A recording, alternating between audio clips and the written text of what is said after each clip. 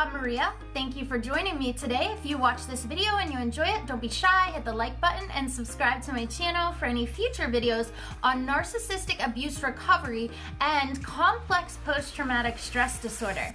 So today I created a video entitled Feel, Process, Move. So I wanted to start off by explaining CPTSD, and I have a playlist on my YouTube channel all about CPTSD and these 5 different things in length that I'm going to be getting into today. So CPTSD is not just one traumatic incident, but like PTSD, but a traumatic incident that lasts over an extended period of time. A lot of times narcissistic abuse is what triggers CPTSD. Also, it could be bullying. Also, it could be something like the year 2020. Okay, so this is something that we had trauma over an extended amount of time.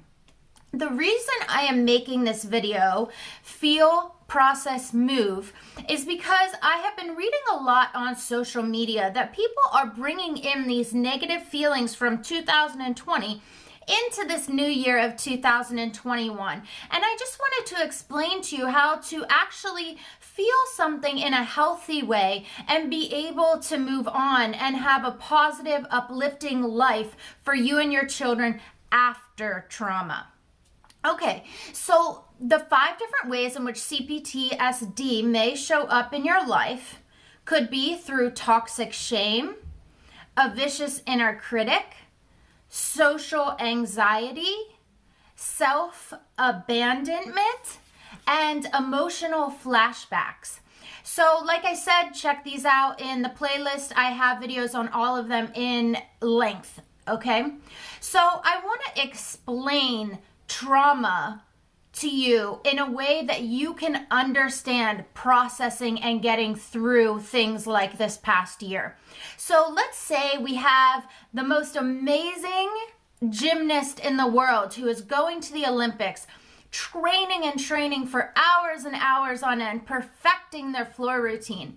They get there to the Olympics. This is their big moment. They get on their floor routine. They're doing amazing. Everyone's cheering. And all of a sudden, they stumble and fall. And they get up, complete the routine, but they're heartbroken inside. They're traumatized that this was the biggest moment of their life and they failed. And they may go into one of the 4 trauma responses. So this could be the fight response. They could go into the flight response. They could go into the freeze response or the fawn response. And all of these responses are ways in which we don't have to feel the pain that we are going through, and we can actually push it down in our bodies, out of our minds. Okay, but remember that pain and trauma shows up in other areas of our life, like illnesses and things such as this. So although we may not be feeling the pain at the time, the pain will show up later in life. So let's say this gymnast goes into the fight response. So in the days, weeks, months to come, years to come, because they haven't processed this trauma, they may be irritated at things and not know why. They may argue with people and not know why, become confrontational. This is a way that the trauma is coming out. They may have a flight response, so they want to flee the situation. They don't even want to think about it.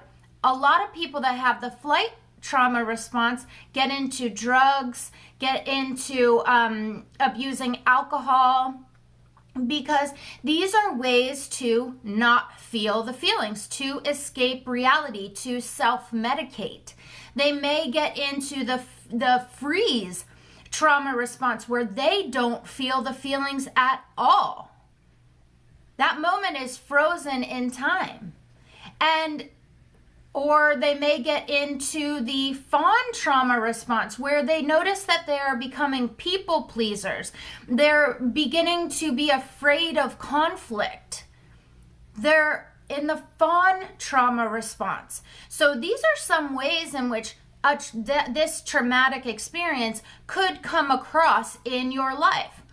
Now, I just wanted to encourage you, after a year like 2020, understand that when we have traumatic events that happen in our lives, we need to feel the feelings. We can either feel these emotions as they come into our body, or we can push them aside and go through things like the trauma responses and things that are external that we can bring to place on to other people in our lives. So the point is to feel the pain. Feel it inside. Work through that pain.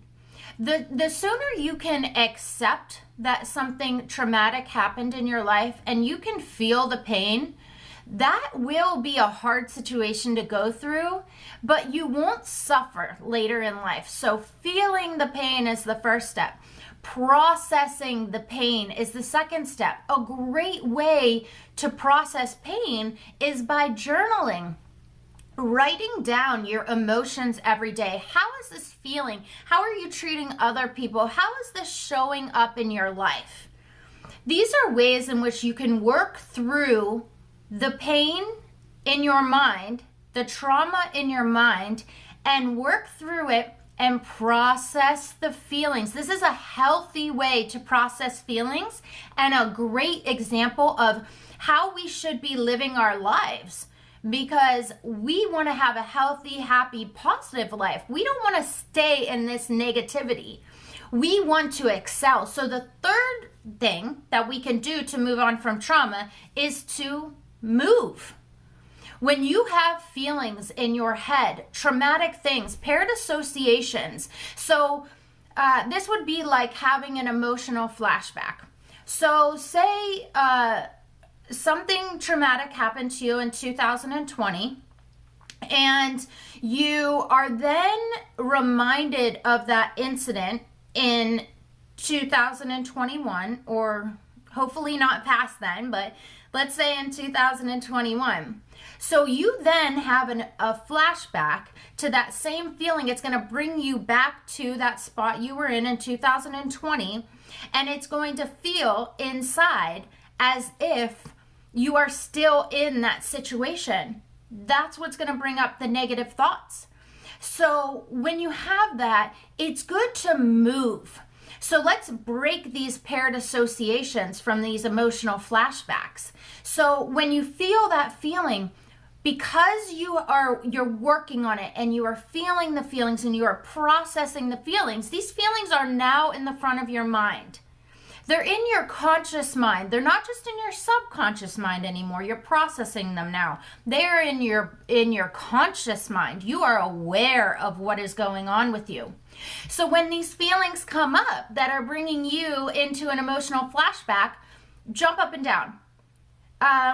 Just do something in your body that's going to trigger a new reaction to that feeling. This is how we reprogram, a way to reprogram the subconscious mind. So I hope that's a tool that can help you.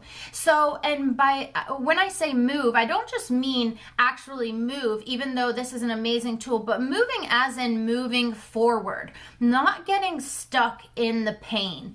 We can ruminate and think about negative things over and over again, which is where the vicious inner critic comes in, where we tell ourselves, oh, that happened to us. We're not good enough. We have been unemployed for so long. We're never going to get a job. We went through that breakup. We're never going to be happy in a relationship again.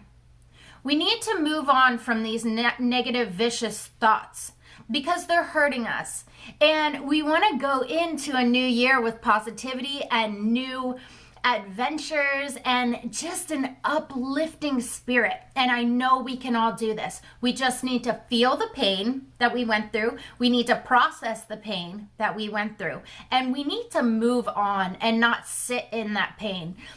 Does this process take a week, a month? No. This is something that you need to use tools and work on. I have a lot of videos that give a lot of examples about tools to work past this kind of trauma and this pain. Okay guys, thank you so much for tuning in today. I hope this helped you move forward in a way so that you're able to live a healthier life, because we deserve it. We're only here for a small amount of time and we might as well make the best of it. If you enjoyed this video, don't be shy, go ahead and like it. Pass it along to anyone else you think it may help who is struggling with their feelings from last year.